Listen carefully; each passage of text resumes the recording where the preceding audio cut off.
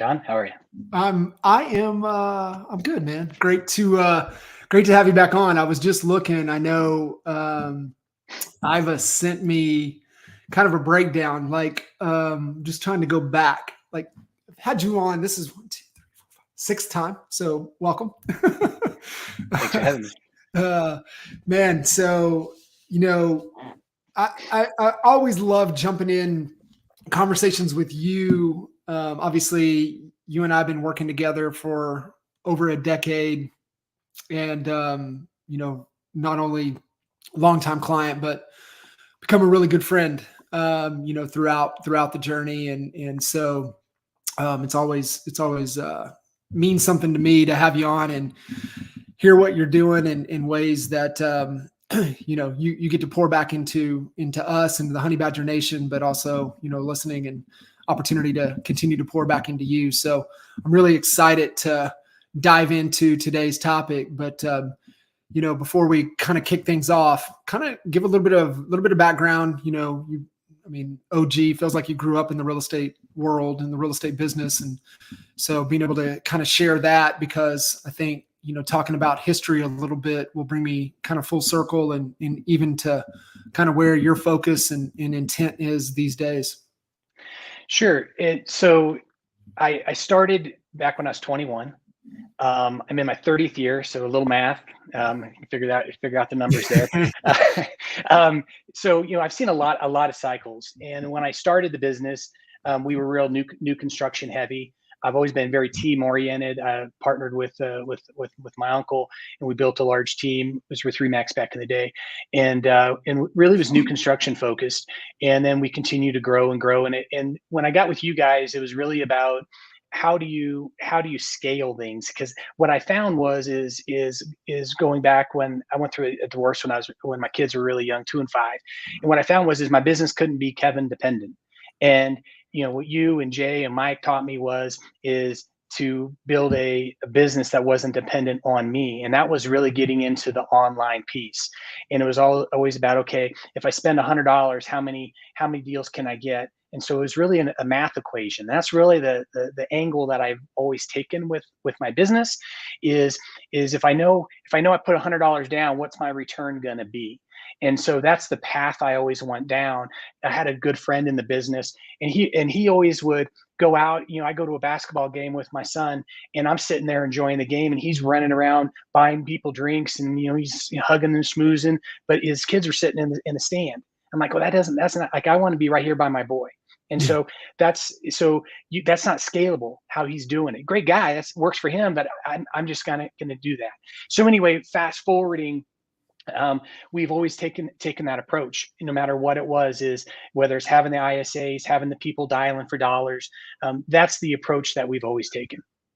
Yeah. And I think, listening in for people, I think, they get to that hand-to-hand relationship combat type of business, which is nothing wrong. And it typically Sure. lends to kind of a lifestyle type business. And, when you step back and you're like, man, it's just not for me. And you start to look for some growth engines in the business that create predictability, right? That's what you were saying, right? I put in X number of dollars. I'm going to have X number of dollars in return, and by when, right? So it's like you start to get some time frames around it, and that allows you to scale and go deeper with that particular growth engine that you have for the business. And one of the things that I've always loved and admired, about you is, you're not afraid to try all kinds of things. Right. And I think it's part of that true entrepreneur, true marketing mindset of, I don't know, let's test it and see what happens. Am I going to wake up, and as long as I wake up and,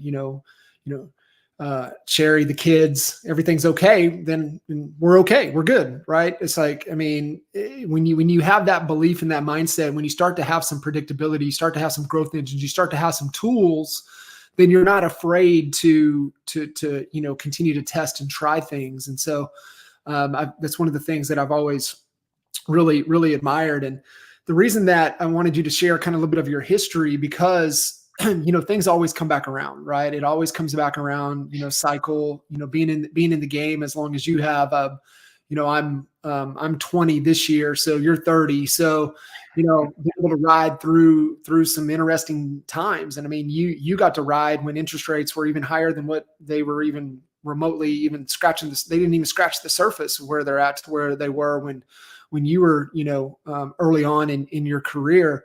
So we see things, we know things are, that cycle, and trying everything, and definitely diving into today's topic of data. And folks listening in might see 300 homes in 90 days. I can attest to it because I got to be a part of that journey. So I know it's true. And so definitely being able to dive into it, and why I think it's absolutely critical to have this as a growth engine and a component of your business.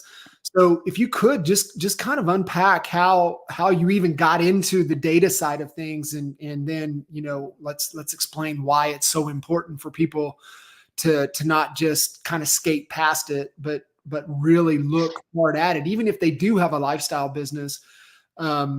Just with low inventories, more buyers than homes available. And, it's just kind of a different strategy, different approach to, getting after where the homes are, because we know, right, Kev, I mean, homes are still going to be bought and sold no matter what. Absolutely. It's just finding where the opportunity is, and data allows you to be, more, precision than just a kind of a shotgun approach. No, absolutely. And when you step back and you look at your business, and we always go back to the different pillars of lead generation opportunities. And so, number one, always, in my opinion, you'd agree, is, sphere of influence should always be the number one, the people that already know, love, and trust you. But what's the second pillar? What's the third pillar?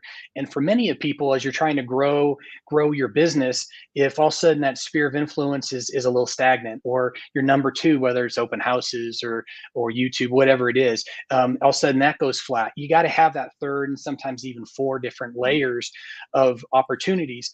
Well, we go back, and I remember, and I'm trying to think of what year this was. I think it was 21. It was around June. You and I were having a conversation, because sometimes when you're working in your own little sandbox, your head's down, you're grinding, and you keep beating your head against the wall. Sometimes it can be a little deflating. Mm-hmm. And that's the great thing about having a large network of coaches and mentors and people like yourself. It's like you surround yourself by others that is, when you feel a little deflated, you don't have to look very far to see that somebody else is winning in certain areas. If they can do it, I can do it. I know that for a fact. I may have to work a lot harder because their skill set may be better, but eventually my skill set will catch up to theirs. So I will eventually win and figure it out. I talked to you in June, and you're like, you know what, just join us at the kitchen table. Just come on out. So I joined you at the kitchen table, and then built some great relationships. Gene Darden was one of them. And as I built relationships, we were given an opportunity to learn about these investors coming in and buying at scale, buying a lot of new construction and existing homes in different markets. And I'm like, well, this is fascinating. So because we all know about expireds and FSBOs, whether it's RedX, Vulcan, you go into the platform, you get the data, you start making the phone calls. What we found is that not all providers have been built equally. And so what happened is I started getting into this platform where these investors, where I'd find them a home and I would submit it, and I'd say, okay, here's their buy box. This person will sell. Will you do it? Yes. Okay, great. Then I do another one. Then I do another one. I'm like, okay, wow, I'm getting some rhythm here. So then it started to become an equation. Then I'm going, okay, well, the more dials, the more text messages, the more emails. So I was trying to figure out, how do I connect with the seller in a way where I can make them the money they need to make and fulfill the buy box of the investor. And so that's where we really started to build and gain some traction. Well, my problem is that I was only, the accuracy of the data was in a couple of these platforms was anywhere from 18 to 35% accurate. So I kept digging and digging, and we actually hired a data scientist, and their data was pushing close to 80% accuracy. Which explain how important that is, or how hard that is to achieve. So Oh, like, it's give me an example. extreme. Cause like a lot of people, when they think data, they'll jump to the Red X's, to the Vulcans, to the Mojos, right? To be able to find, certain things, right? Some of these companies have that, but the gentleman that you found and really went in, like what makes them different? It's really their verification process. So they have it's like a 3 steps. So they have to have three different verifications when they look at a phone number. They have to be able to cross-reference and verify it 3 different ways, versus a lot of these other companies, they see it on whether it's a credit report or whatever their little system is. I'm like, okay, this phone number matches, boom, it goes in the batch.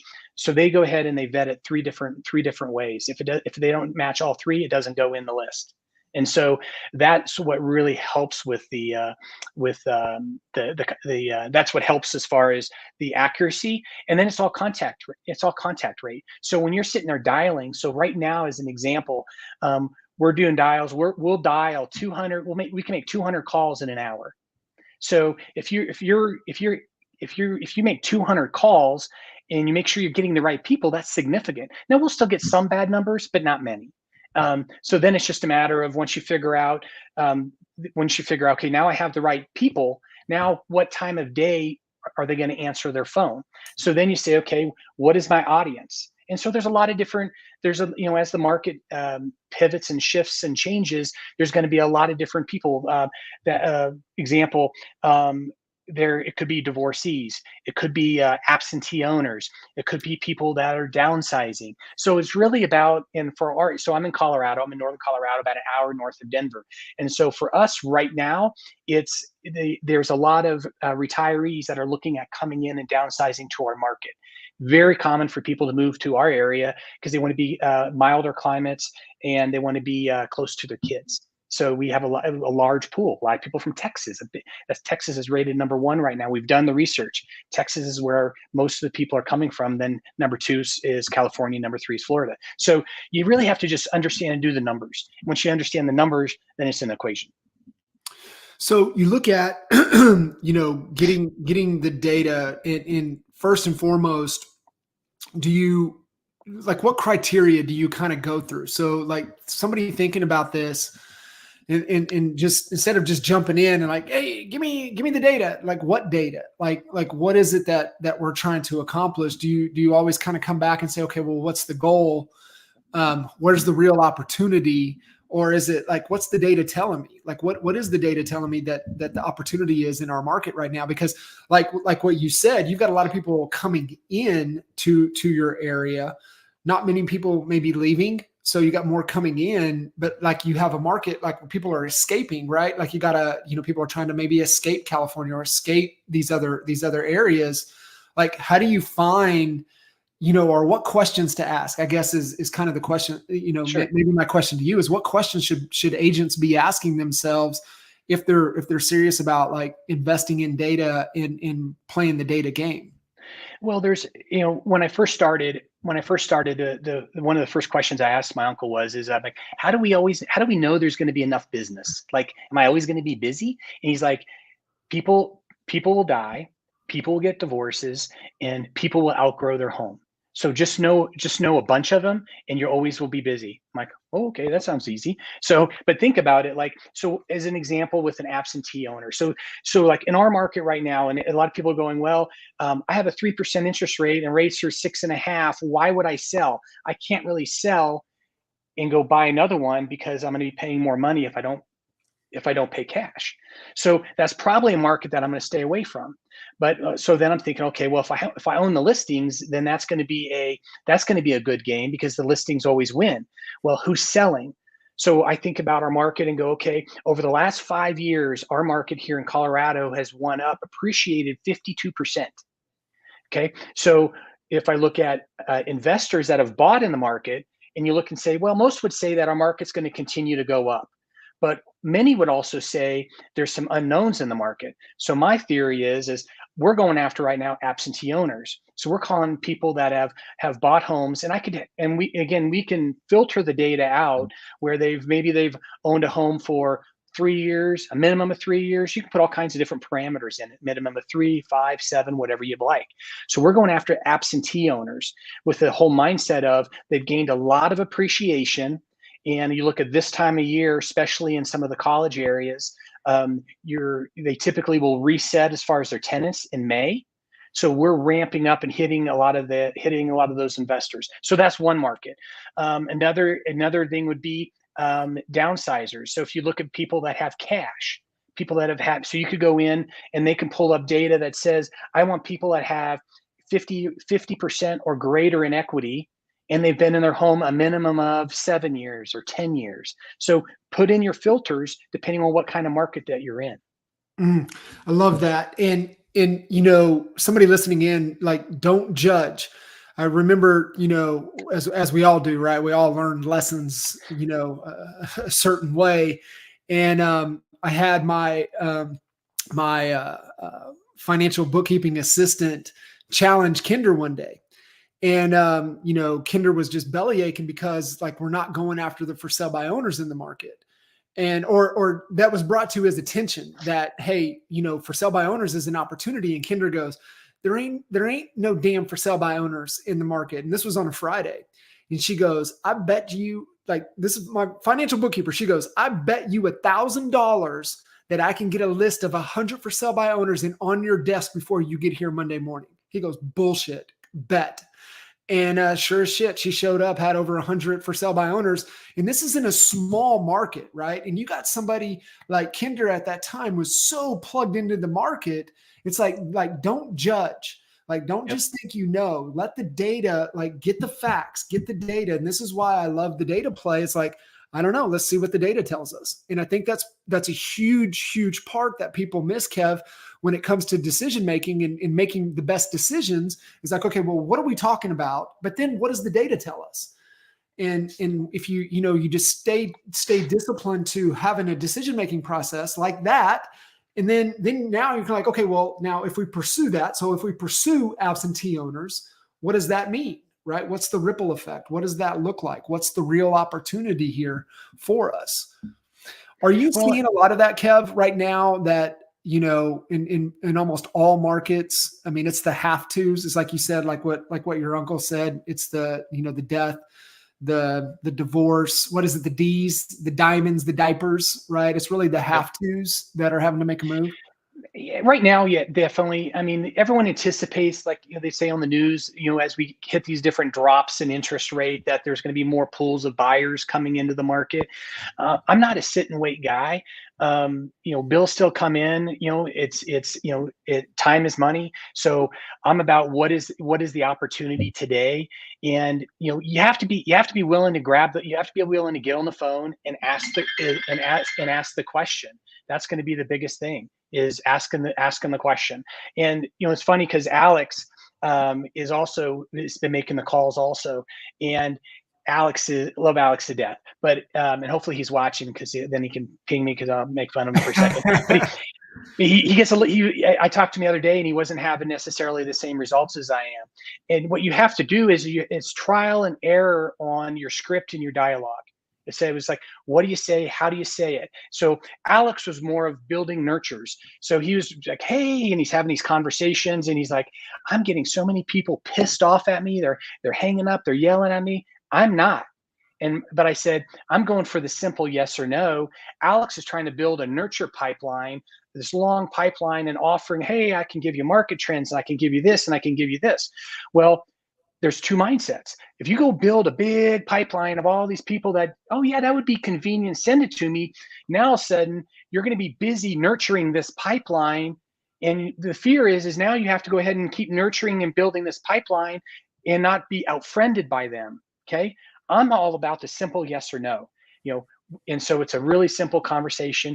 Hey, John, this is Kevin. I'm a local real estate agent. I was just calling to see if you've considered selling your property over at 123 Main Street. That's it. And then you're going to say yes, no, or I haven't thought about it. Well, would you consider it? Why are you calling me?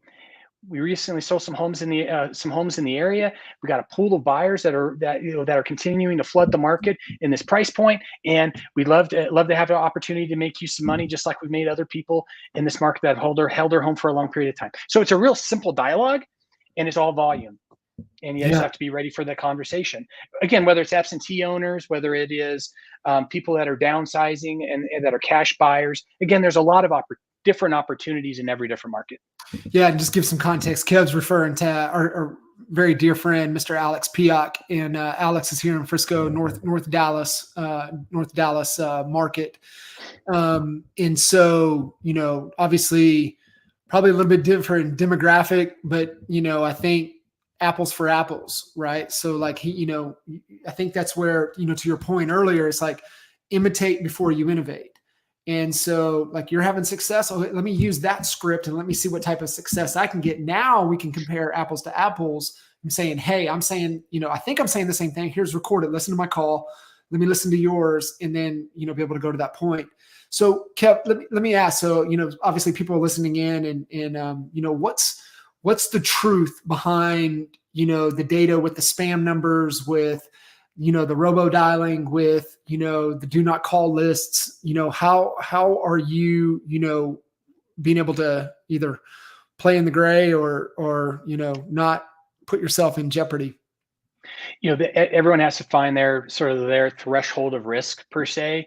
And so with these lists, they have all on the do not call list. That's a filter. So you can just exclude all the ones on the do not call list, and then they'll exclude those out for you. So that way, if that's a concern, then you can you can take those, filter those out.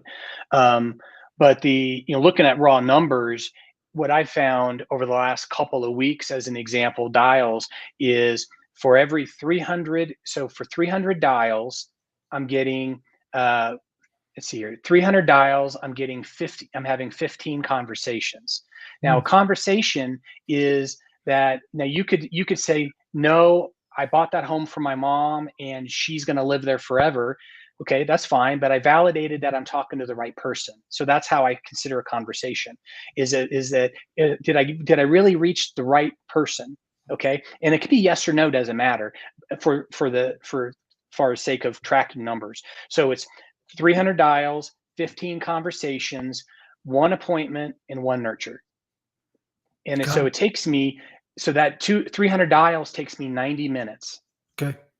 So how I look at numbers is, and Alex and I talk twice a week on this, as far as how each of us are doing, is what other thing can you do for 90 minutes that's going to get you an appointment? And what's your average sales price? Our average sales price is 600. And Alex is there, or a little bit higher. Yeah, this is a little higher. Yeah. Strong return. 90-minute return, right? So I think, getting a lot of agents to not only think, but think in terms of return, right? Return on my time, return on investment, but return on time.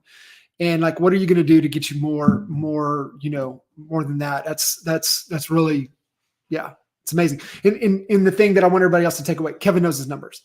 Alex knows his numbers. If you're really committed to being intentional with your business, you've got to know your numbers. You have to know your numbers. Well, and when we help, as we help our team grow, and as I help partners grow, that's the first thing they say, because they want to know what their investment is. What's this going to cost me? How much, so ultimately I go back to the mastermind days when we were in Aspen, and all of a sudden it was, okay, everyone was, the first time not first time, but one of the first times that were really impacted me when I heard we had this conversation is what's the cost of acquiring the client? What's the cost of the appointment? What's the cost of the client? And so that way, and I think one of the agents, they dialed it in, they were in Atlanta, and it was like $750 was their number back in the day to get that client as far as acquisition, and then obviously to close. So whatever that number is, but you just got to know. Yeah. And remember, the person that wins is the person that knows it and is willing to invest the most and to be able to acquire that client. They're the one that wins. And so if you know what that number is, then, marketing just becomes, as long as we know that we can continue, you're just going to keep pouring more into it. If you're going to get, a return, if it costs $750 and you're getting 10,000 in return, those numbers work. Those numbers work. Well, and there's a need for speed. So I go back to when we were doing the institutional buyers is, I started in January, and then in February I was doing a few deals, and all of a sudden March things started clicking, and then I started really collaborating with our data guy, and all of a sudden we were just, it felt like we were a printing press. We even had a bell we were ringing because we were putting deals together so quickly, but we figured it out, and we were fulfilling needs. We had clients that were like, hell yeah, I'll sell for this. And the buy box was fulfilled. It was great. I mean, you were on the ride, but also things can come to an end, which is what happened then. All of a sudden, interest rates spiked up. Investors back out. Yep. Investors backed out, and they shut us down. They didn't shut us down, but it was over. And we're like going, crap, that was really fun. So then we're like, now what do we do? And so it's really about, okay, let's, take a few steps back. Let's be a student of our market, understand what our market is, where it's going, and start investing time and understanding the numbers, because otherwise, you're just going to be twiddling your thumbs. So time's money. So people listening in, they're like, hey, Kev, that works. I mean, you're massive, you're north of Denver, just a booming market. Okay. Alex is North Dallas, booming market. I'm in Lawton, Oklahoma. I'm in a small market. How does this work for me? Because there's still people there. Okay. Because all the data lists are just a name, a phone number, an address. Okay. And many times an email. So they're giving you, like, this is the contact information. So all you have to do is say, okay, who am I trying to reach? Like, what's the audience, and what message will, go back to the book, Tell to Win. I talk about it. My favorite books, tell a story they can relate to with the outcome they desire. Okay. They've been in their home 15 years, 20 years. Okay. What's the likelihood of them needing to downsize? There's a lot of people that do probate. You can get probate numbers. You just got to figure out who is selling in your city, in your town, and who's the most likely seller or buyer, and then go after that. So you just got to do your research.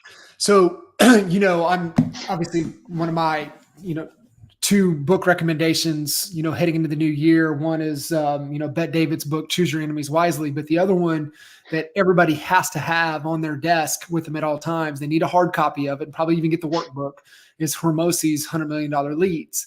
And, you look at your core four of warm, which you said first and foremost, people that know me, like me, love me, trust me, that I've already built, trust with. My brand represents trust. We know each other. My social media content, which is one to many, right? Being able to have that strategy as well. Then you can play the ad game, right? Investing in running some type of, call to action, direct response, some type of ads. But then that fourth one is the cold outreach.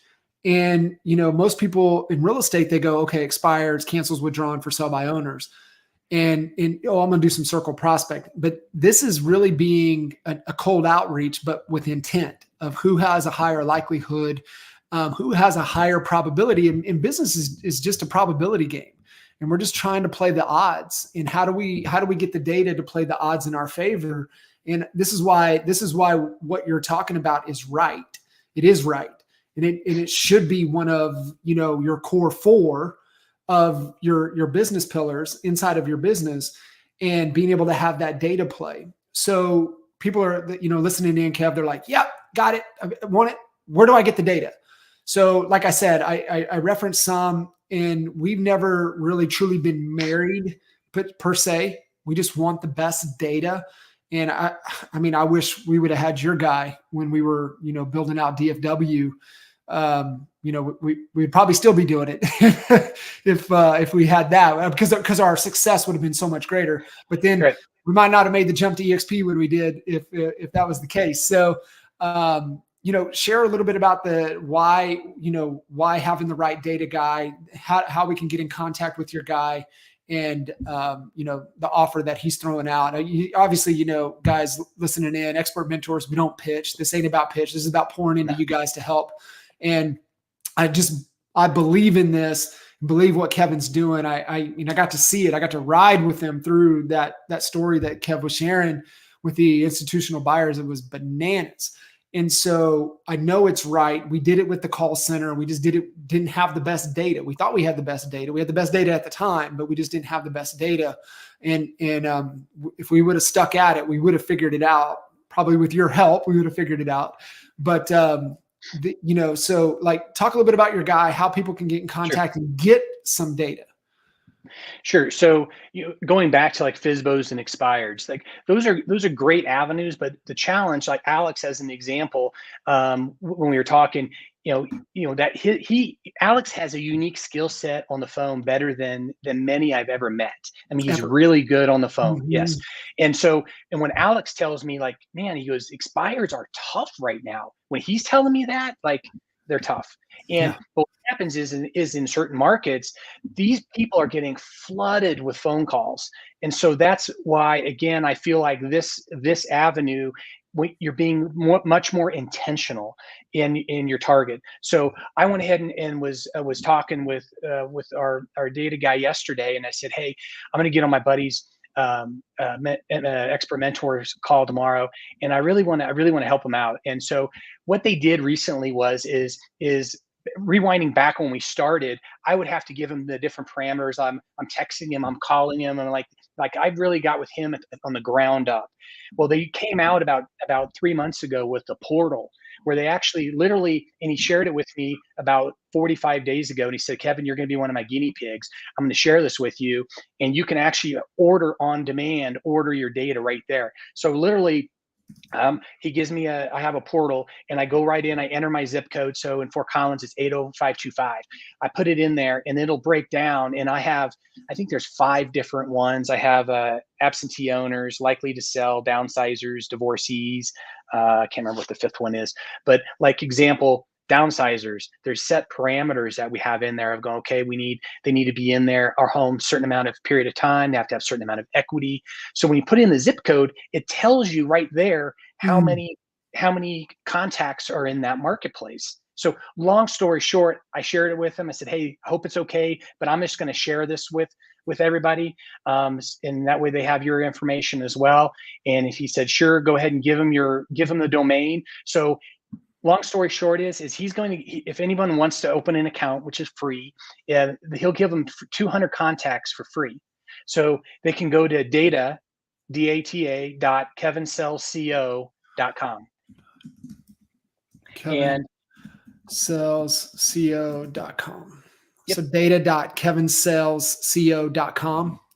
Yep. That's the link. So you go there, click on it, and then there'll be a sign up. You just basically put your information, and then you'll have 200 contacts that will be in your bank per se, in your wallet. And then you put in your zip code, you order the data. If you like it, you can keep on ordering right there, and buy as much as you want. If you don't, then you chalk it up as 200 phone calls. What I'll tell you is, for example, I dial 300 in 90 minutes. You can call, but of those 300, I'm only having 15 conversations.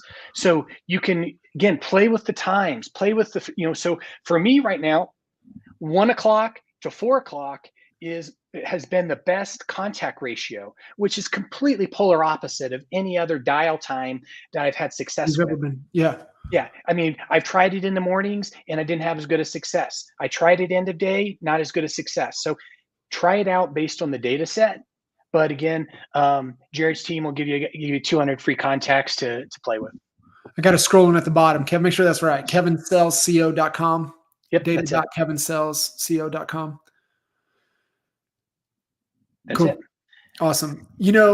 It's interesting that you said that from the call times. One, you got to make the calls to know what's going to be the best times, but I can see that shift, especially with a tremendous amount of people moving to, kind of a virtual work environment or kind of a hybrid type of work environment, to where, a little different in the mornings, a little more on point, certain things kind of getting delayed, either getting in or a virtual start or to a hybrid to where, okay, afternoons are a little more flex, a little more availability. I can see that. It makes sense to me.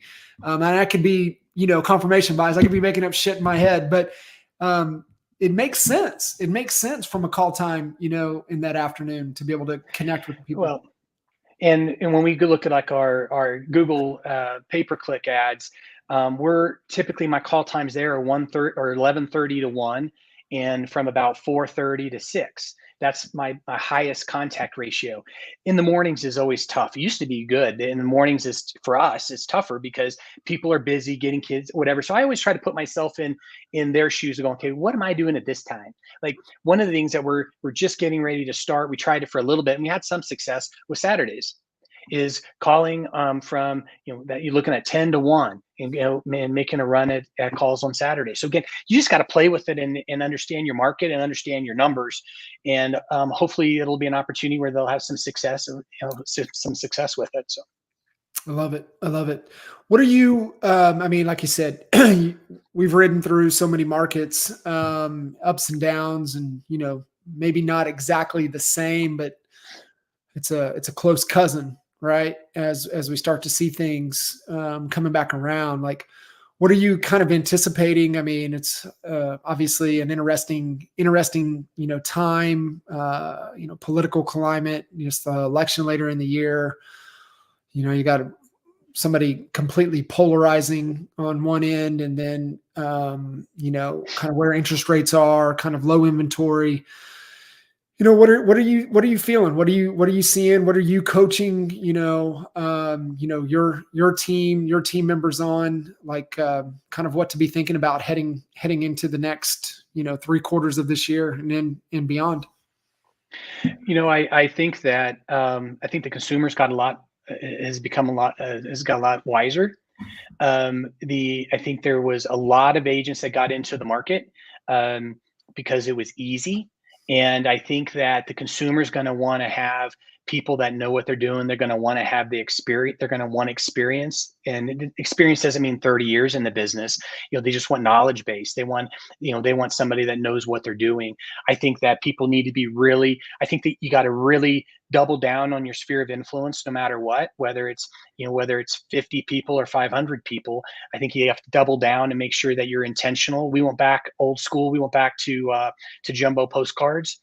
Doing jumbo postcards. We did for 6 months, we did 1 jumbo postcard a month. And then we pulled it back to quarterly, just to really get our face back out there even more. So being really intentional there, cross branding in our social media. So again, really just having that omnipresence, I think, is really, really important. Letting people know you're there, you're in the business, and you're in the, you're still there, you survived. And I don't think it's going to be an easy year. I think it's still going to be a bumpy year. But I think also, I know there's a lot of business out there. There's people that will sell, and there's people that do need to buy. And I also believe there's a pent up of demand as far as people that have been wanting to buy, then have been holding off.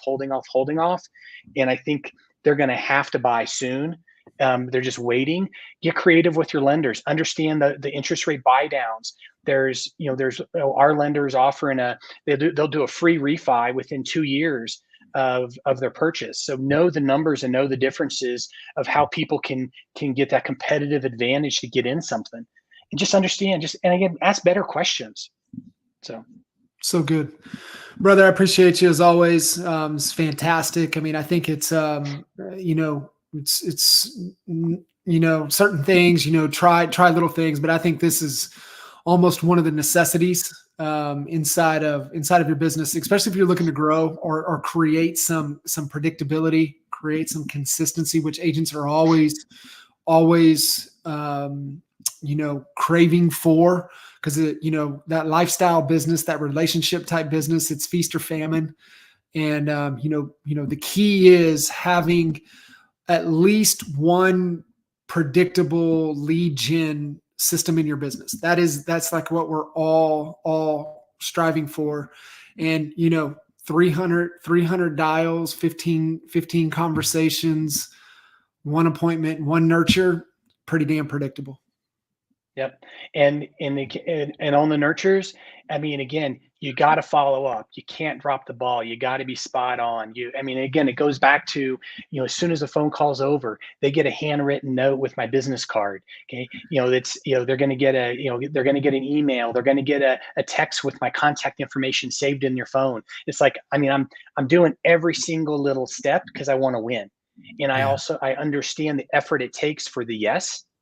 And so I'm all in on it, and we're going to make this year a good year, and this is going to be one of the key reasons why. Yeah, I can definitely attest to the follow up on the nurtures. That's about a $1.2 million lesson. That's 2016 money. Yeah. Brother, appreciate you. And Sure, you guys listening in, follow Kev. It's fantastic on his social. Truly, the knowledge-based, educational-based, market-based, approach with social and content, and as well as definitely strong, really with the core four with all the pillars, but definitely has cracked the code on the data game. And so data.kevinsellsco.com, go get those free contacts, get a little success, go get you some more, and make it a critical part of your business. Awesome. Brother, appreciate you. Appreciate it. Thanks, John. See you guys.